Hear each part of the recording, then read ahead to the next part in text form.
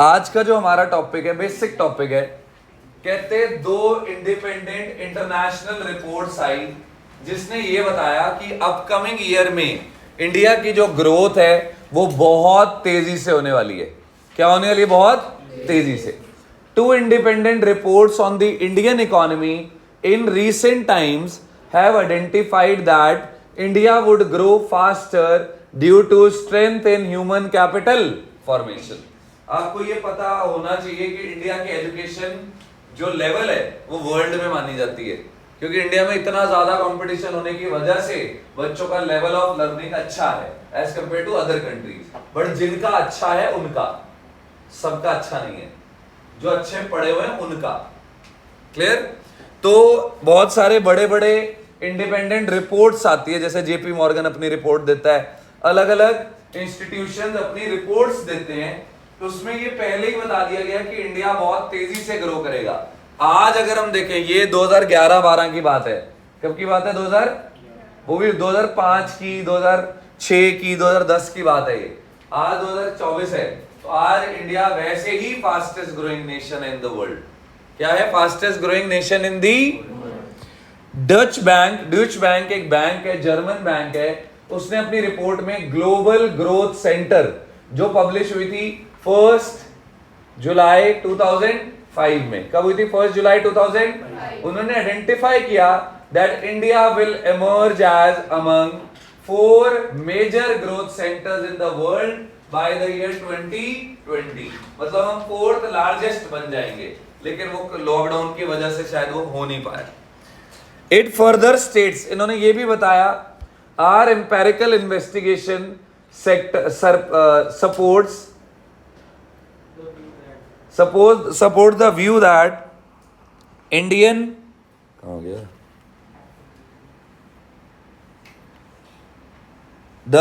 view that human capital is the most important factor of production in today's economy। आज के time में सबसे important factor economy को grow करने वाला कौन है? Human capital. कौन है? Human capital. Is it clear? Increase in human capital are crucial to achieving increase in GDP। Human capital अगर इंक्रीज हो रही है, ये बहुत क्रूशियल है। क्या है? बहुत क्रूशियल। यहां तक क्लियर? बोलो, यहां तक क्लियर है? With reference to India it states, उन्होंने ये कहा, between 2005 and 2020 we expect a 40% rise in the average year of education in India to just above 7 years। मतलब 7 years से ऊपर वाले 40% एजुकेशन लेवल बढ़ जाएगा। ये डेटा कभी नहीं आएगा, याद रखना। इकोनॉमिक्स के पेपर में कभी भी डेटा, वो डेटा नहीं आता जो डायनेमिक डेटा हो। कौन सा डेटा हो? डायनेमिक, जो टाइम टू टाइम क्या हो रहा हो, चेंज। वो डेटा आता है जो क्या है? स्टैटिक। इंडिया कब आजाद हुआ? 1947। सो इस चैनल कब बना? 1869। ये सब आएगा। क्लियर? आज कल बोर्ड ने पेपर भी दे दिया, सैंपल पेपर आज मैंने ग्रुप में भेज दिया, चेक कर लेना। देख लिया होगा? तो ग्रुप में वो जो सैंपल पेपर है वो बोर्ड ने दिया है। बोर्ड ने डायरेक्टली ये दिखा दिया, अगर 100 मार्क्स चाहिए, ओवरऑल नॉलेज चाहिए तुम्हें, न्यूज़पेपर पढ़ना पड़ेगा। उसमें डायरेक्ट आया हुआ है कि on 1 January 2024 government introduced this. सीधा आ गया, न्यूज़पेपर की हेडिंग है वो। क्लियर? बोलो क्लियर है? चलें? बोलो बोलो। वर्ल्ड बैंक ने भी बताया, एक पहला कौन सा इंस्टीट्यूशन हमने कहा ना, 2 इंडिपेंडेंट रिपोर्ट थी। पहली कौन सी थी? ड्यूच बैंक। दूसरी world bank. World bank in its recent report said that India and the knowledge economy leveraging strength and opportunity। India उभरेगी क्या बनकर? Knowledge economy. क्या बनकर?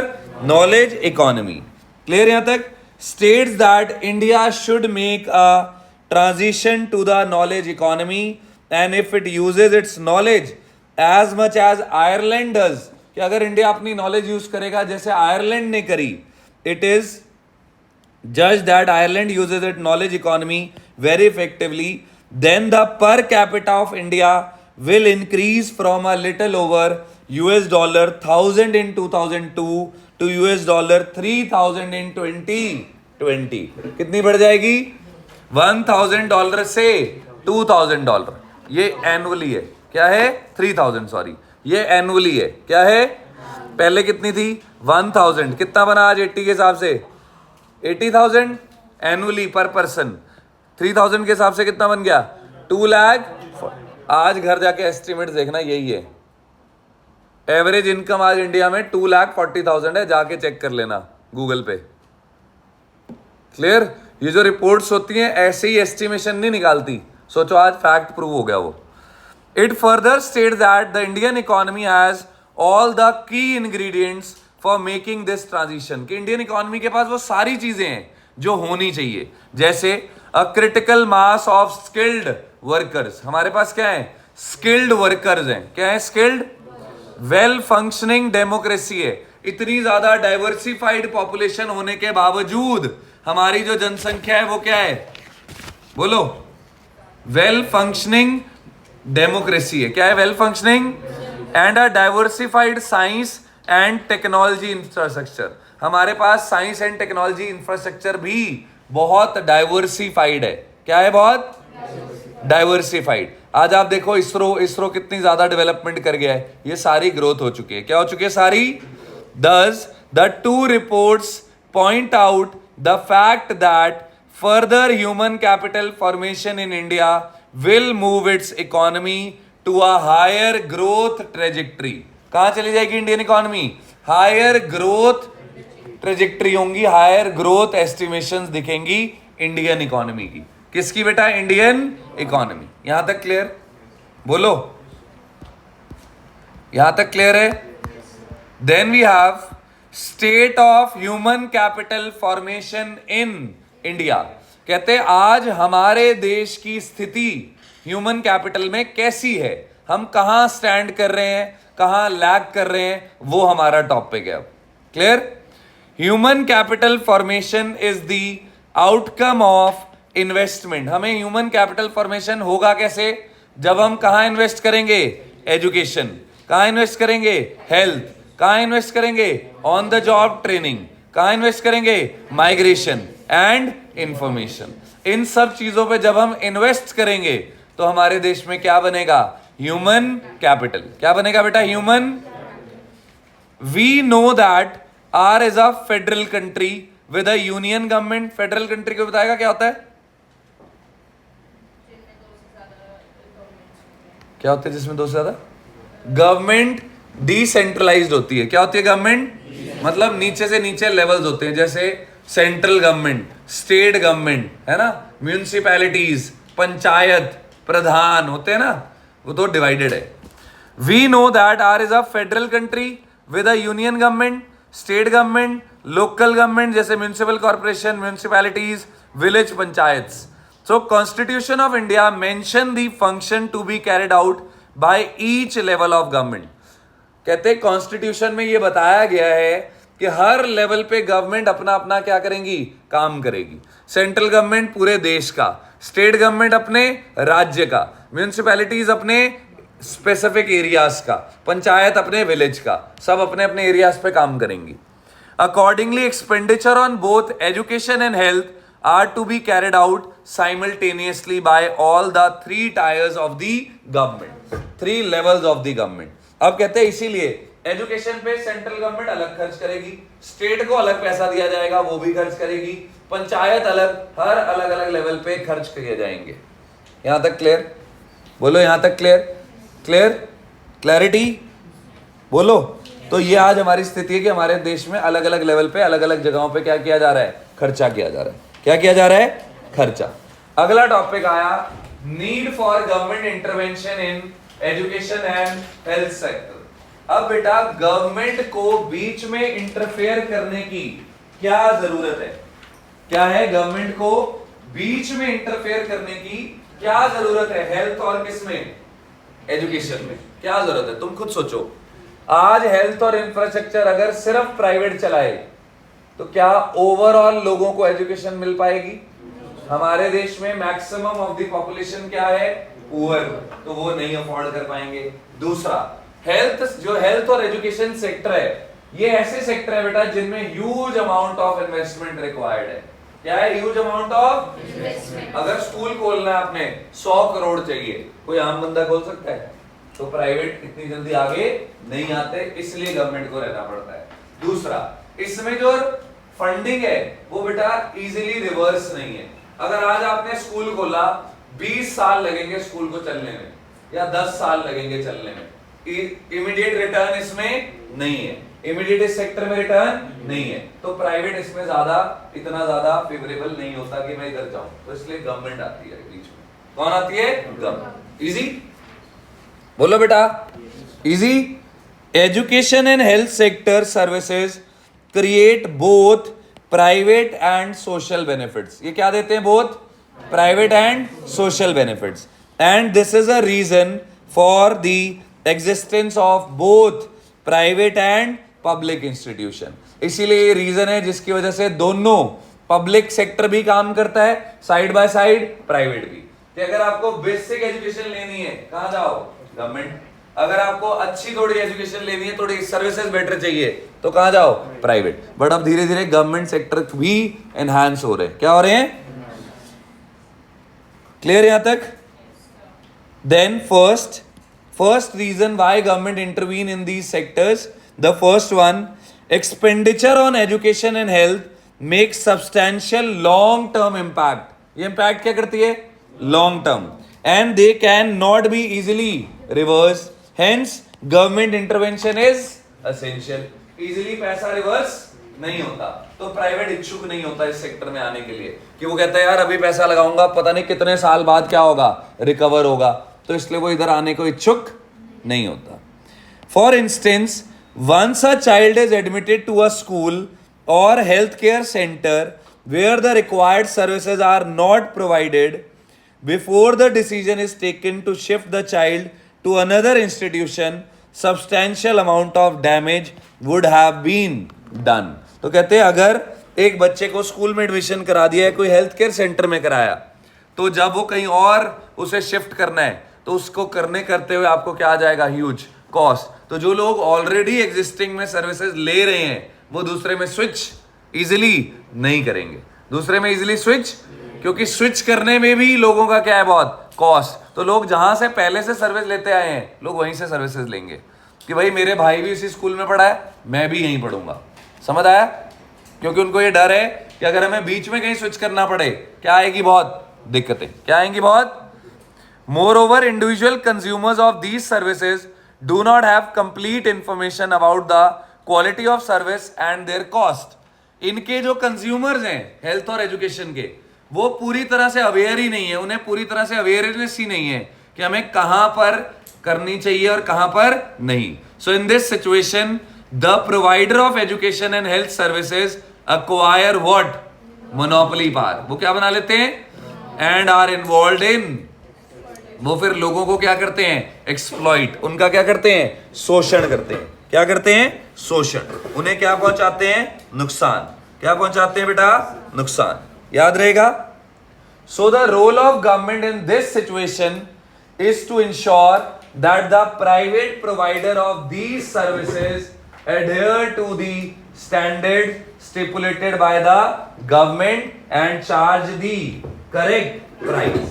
अब कहते हैं यहां पे गवर्नमेंट का ये रोल है कि जो प्राइवेट इंस्टीट्यूशन से जॉब प्रोवाइड कर रहे हैं, उनको पूरी तरह से स्टैंडर्ड्स फॉलो करवाओ। क्या फॉलो करवाओ? स्टैंडर्ड, ताकि वो अपनी मनमानी ना करें, वो किसी को एक्सप्लॉइट ना करें।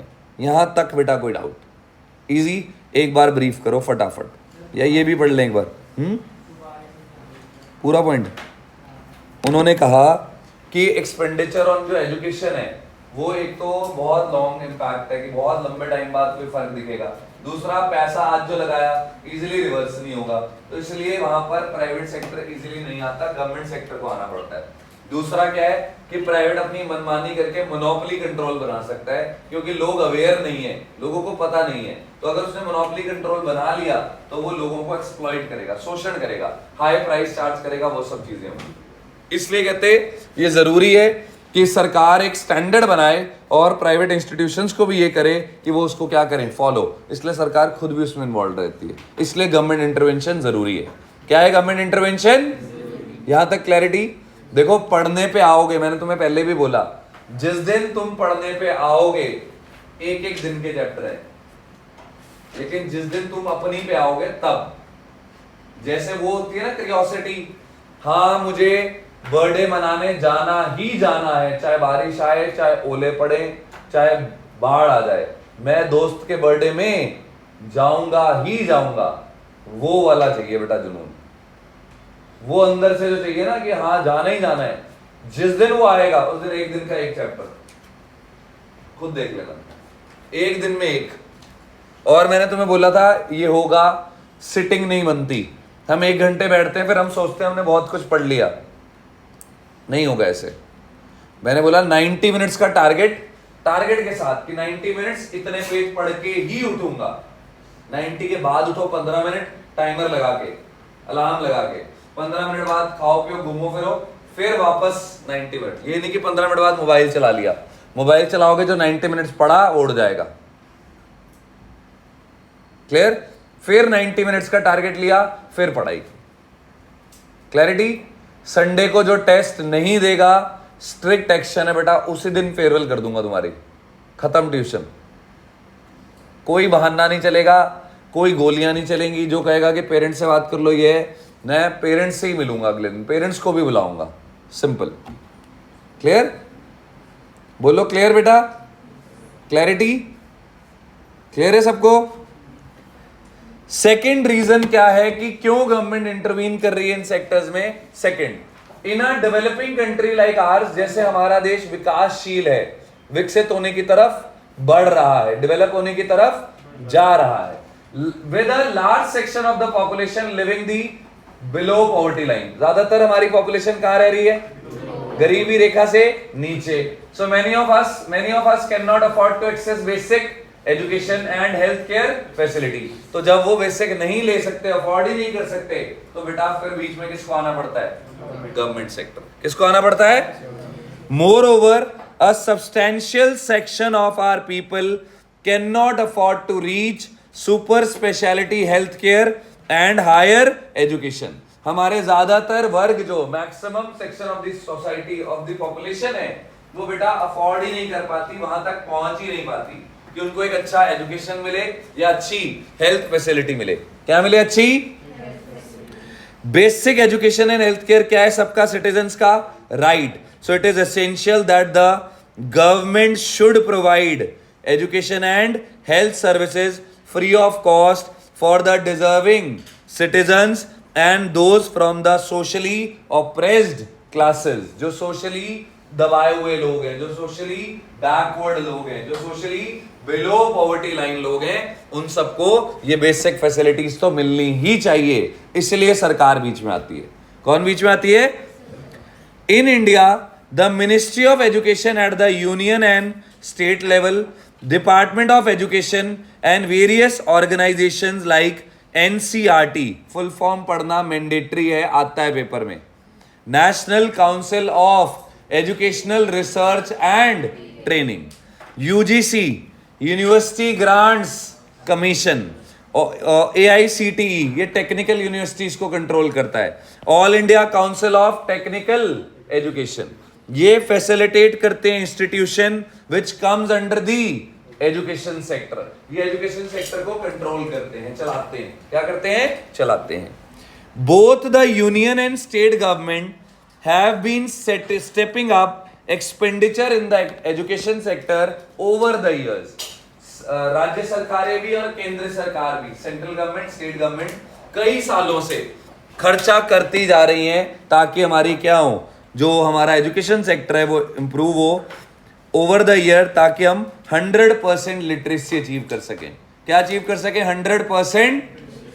Similarly, ministry of health at the union and state level, departments of health and various organisation जैसे ICMR, Indian council for medical research, facilitate institutions which come under the health sector. सारे health sector को control कौन करता है? ICMR। कौन करता है? ICMR।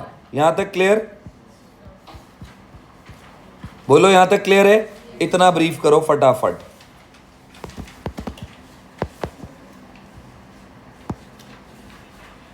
बस हमारा थोड़ा सा रह गया, मंडे को ही हम साथ में रूरल डेवलपमेंट भी शुरू कर देंगे।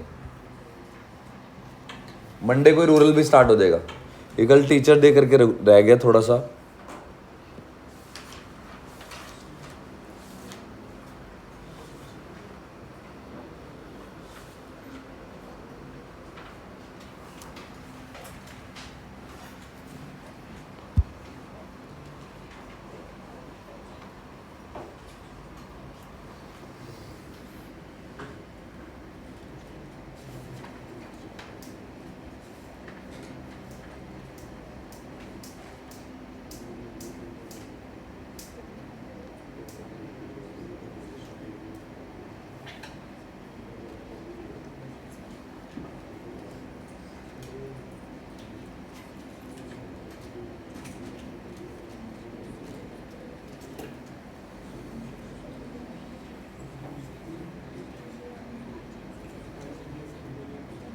हो गया बेटा, मैंने तुम्हें पढ़ने को बोला है, अभी हो जाएगा, अभी भी पूछ लोगे, डाउट सेट हो जाएगा।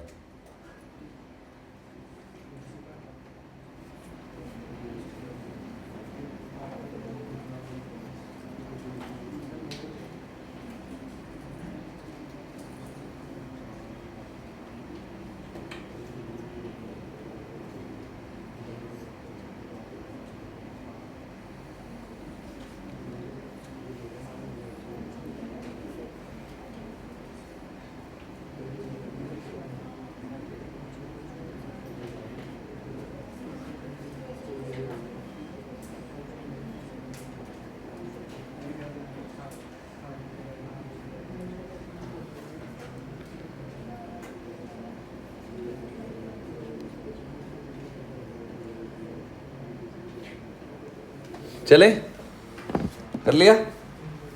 बोलो बेटा, सबने कर लिया? Growth in government expenditure on education in India. अब ग्रोथ कैसे कैसे हुई? आजादी के टाइम पे हमारा एजुकेशन सेक्टर क्या था? बहुत वीक। क्या था? आज हमारा एजुकेशन सेक्टर नो डाउट बेटा अच्छा हुआ है, बट और अच्छा हो सकता था। क्या हो सकता था? और अच्छा हो सकता था।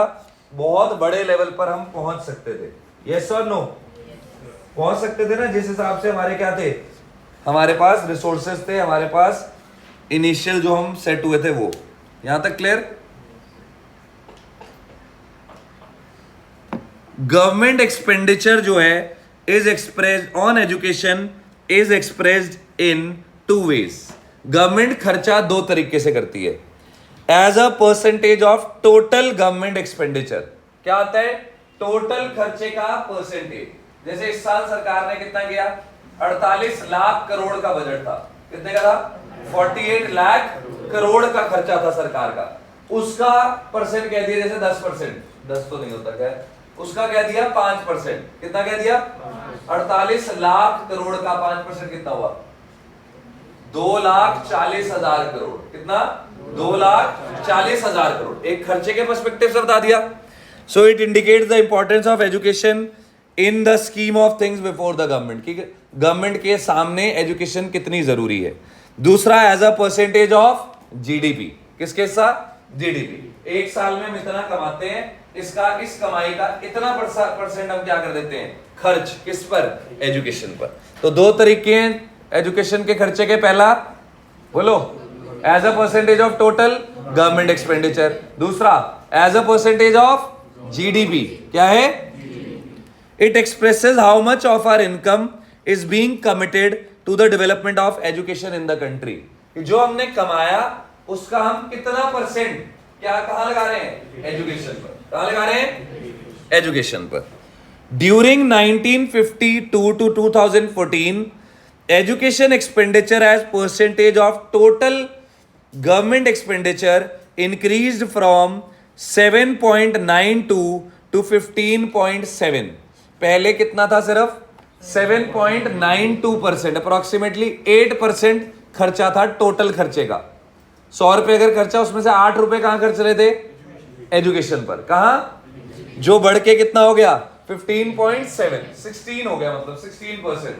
तो डबल हो गया। क्या हो गया? डबल। सरकार ने खर्चा डबल कर दिया। क्या कर दिया सरकार ने? खर्चा।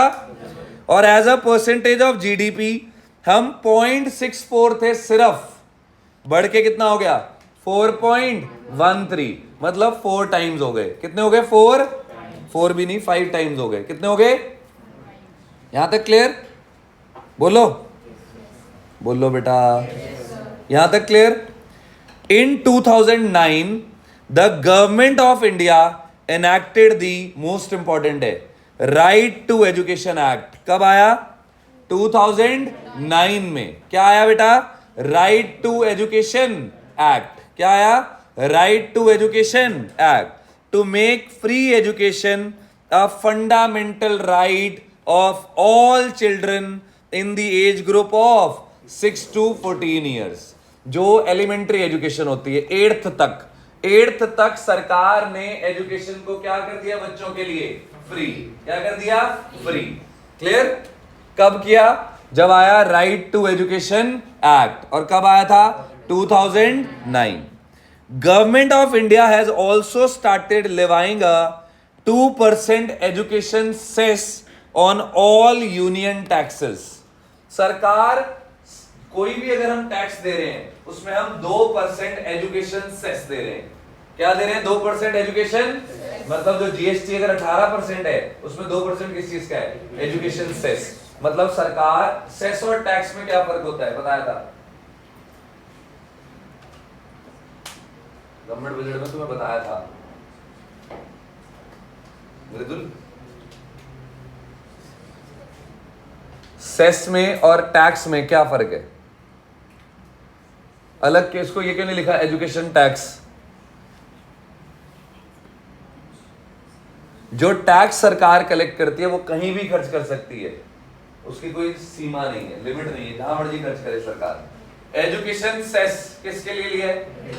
खर्च भी कहां होगा? सिर्फ education.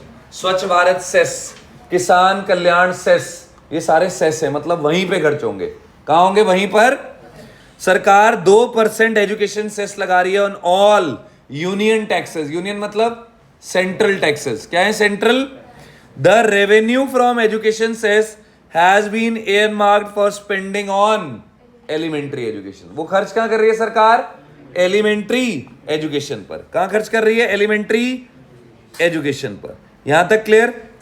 In addition to this the government sanctions a large outlay for the promotion of higher education and new loan schemes for students to pursue higher education। सरकार हायर एजुकेशन को इंप्रूव करने के लिए भी काफी कदम उठा रही है, जिसमें सरकार लोन फैसिलिटीज भी लोगों को प्रोवाइड करती है सो दैट वो लोन लेकर अपनी हायर एजुकेशन को पूरा कर सकें, और जब वो जॉब करें तब वो उसे रीपे कर दें।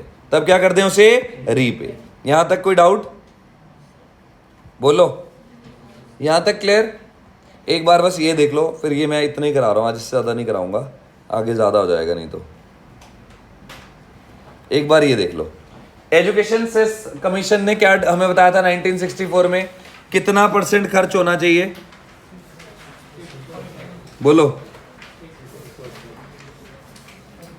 कितना होना चाहिए?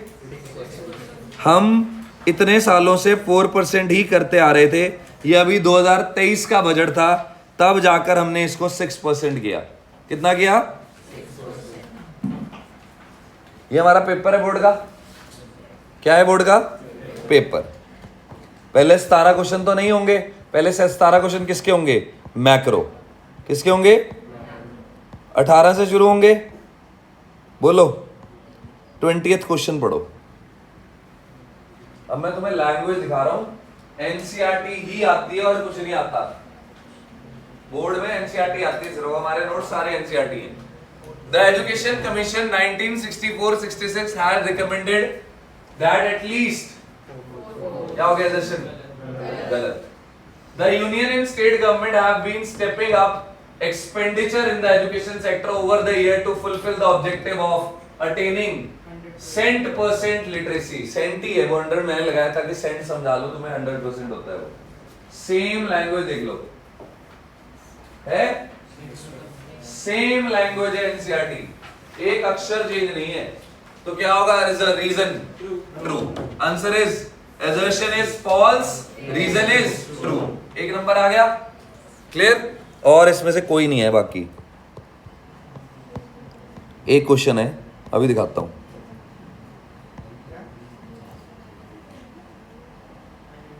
बात मत करो, मैंने अभी तो देखा था।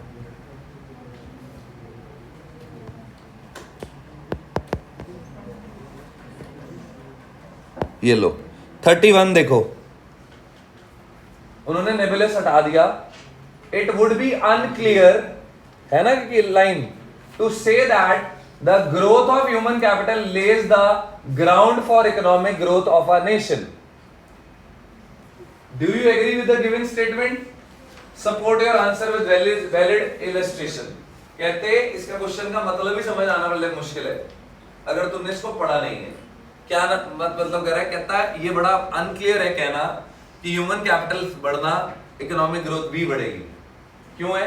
हम कहेंगे yes, this statement is completely true because there is if there is a measurement problem in the economy, it would be very difficult to say that human capital is adequate.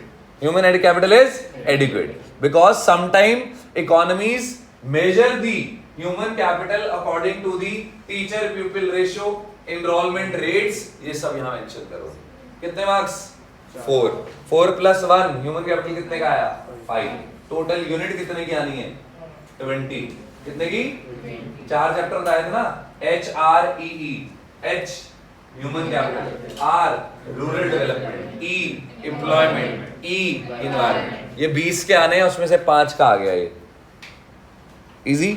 आज ध्यान से घर जाकर एक एक चीज जो वो ये पेपर में है इसको प्रॉपर. अब तुम कहते हो ना कि सर पेपर क्यों पढ़ना पड़ता है, मैंने पहले जो बातें बताई हैं सारी रिपीट होंगी.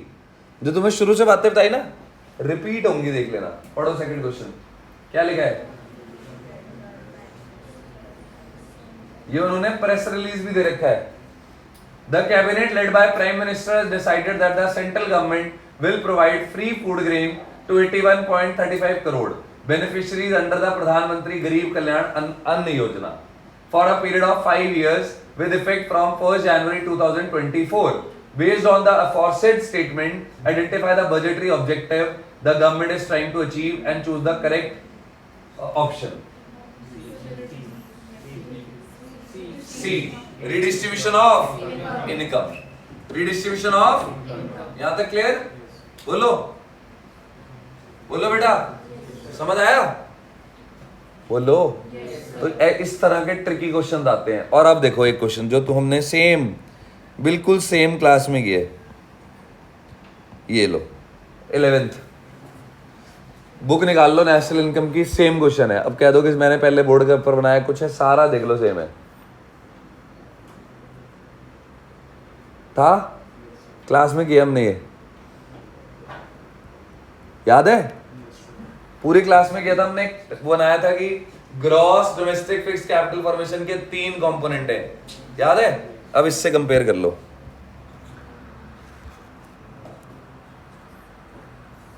मैं दिखा देता हूं ना तुम्हें कि तुम्हें ताकि ट्रस्ट हो कि हाँ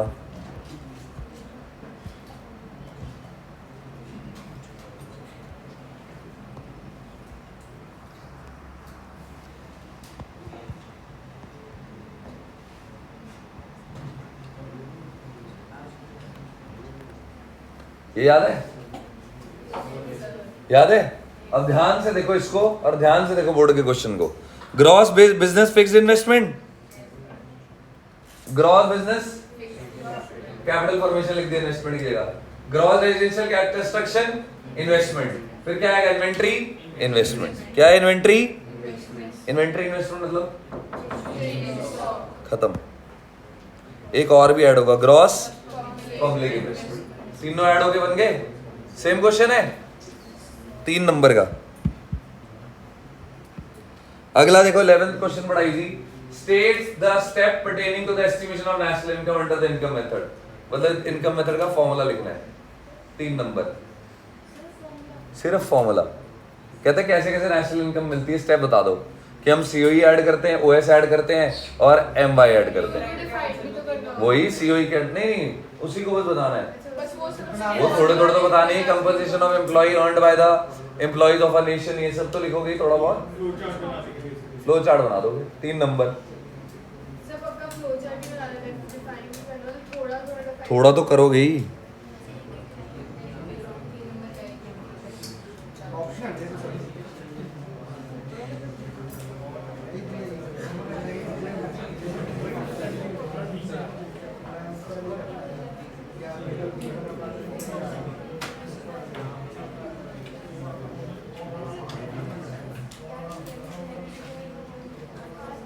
ये लो, हमने बोर्ड से भी तगड़ा लिखा हुआ है, हमारा बोर्ड से अच्छा आंसर है। बोर्ड में देखो कैसे लिखा है।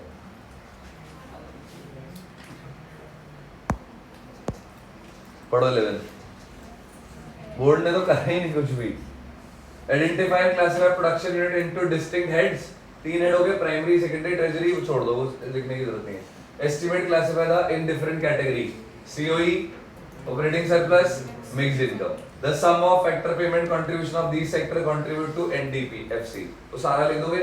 फाइनली एस्टिमेट NDP नफा कैसे आएगा, हम ऐड कर देंगे, उसमें नफा बन जाएगा। हमने इससे बेटर किया हुआ है, ये बोर्ड ने आंसर दिया है। क्लियर? बोर्ड कॉम्प्लिकेट नहीं करता चीज को, तुम कॉम्प्लिकेट करते हो। आगे आंसर देखो जो वो था।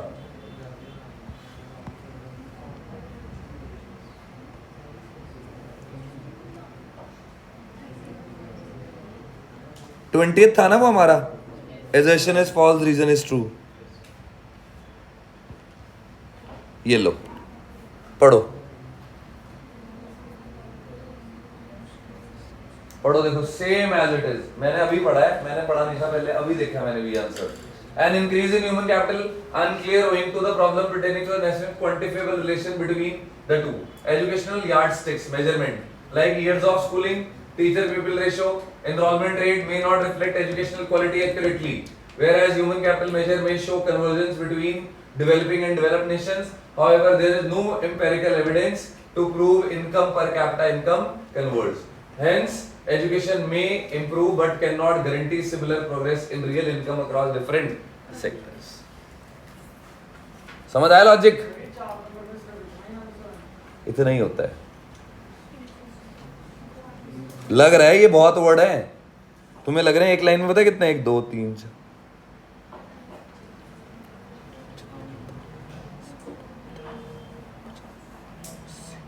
100 वर्ड है, 100 वर्ड है ये। वो तो लग रहा है ना अभी। हाँ जी, वर्ड लिमिट होती है बेटा।